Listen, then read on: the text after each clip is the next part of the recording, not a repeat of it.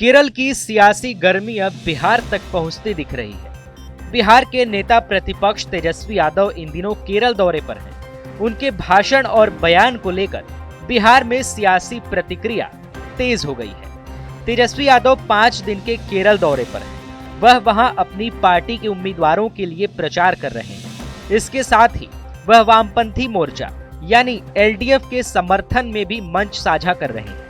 चुनावी सभाओं में वह अंग्रेजी में धुआंधार भाषण दे रहे हैं। उनके समर्थक इन वीडियो को सोशल मीडिया पर साझा कर रहे हैं और इसे आत्मविश्वास से जोड़कर देख रहे हैं। इसी बीच तेजस्वी यादव का एक बयान विवाद का कारण बन गया। उन्होंने केरल में कहा कि वह ऐसे राज्य से आते हैं जो देश का गरीब राज्य है, जबकि केरल स्वास्थ्य और शिक्षा में आगे है।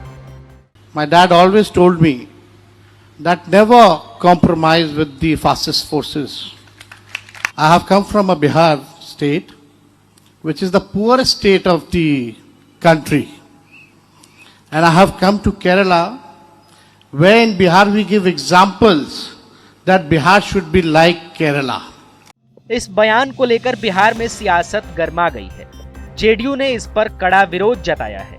पार्टी ने इसे बिहार के लोगों का अपमान बताया। देखिए, Tejashwi Yadav inter state political criminal हैं। बिहार, उत्तर प्रदेश, महाराष्ट्र, दिल्ली में उन पर मुकदमा दर्ज है। तो केरलम जाकर के माँ मरियम की चर्चा नहीं कर रहे, जो तपोभूमि है बिहार, मोकामा, वो चर्चा कर रहे हैं लालू जी का, कन्विक्टेड लालू जी का। फॉर्डर स्कीम की चर्चा करते, महात्मा बुद्ध की चर्चा करते, माँ मरियम की चर्चा करते।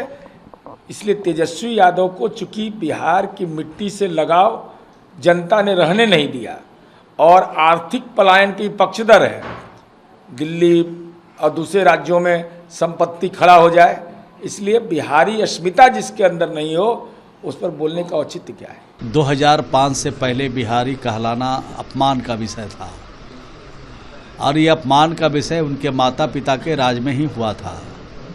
बिहार के लोग अगर दिल्ली जाते थे, मुंबई जाते थे, तो दाहिने बाएं ताक करके जाते थे, पूछते थे कि बिहारी कहने पर यहाँ कोई दिक्कत और परेशानी तो नहीं है।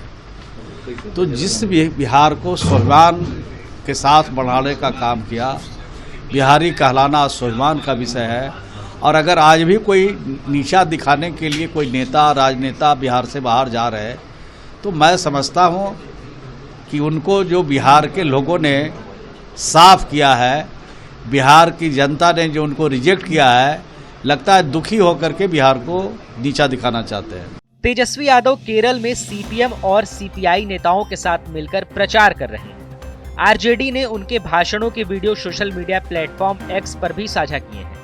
इन भाषणों में वह दक्षिण भारतीय मतदाताओं से जुड़ने के लिए अंग्रेजी का इस्तेमाल कर रहे हैं। बिहार में कांग्रेस के साथ गठबंधन करने वाली आरजेडी का केरल में रुख अलग नजर आ रहा है। यहाँ तेजस्वी यादव एलडीएफ के उम्मीदवारों के समर्थन में प्रचार कर रहे हैं। वायनाड की कालेपट्टा सीट पर आरजेडी उम्मीदवार पीके अनिल का मुकाबला कांग्रेस विधायक टी सिद्दीकी से है। केरल में आरजेडी 3 सीटों पर चुनाव लड़ रही है।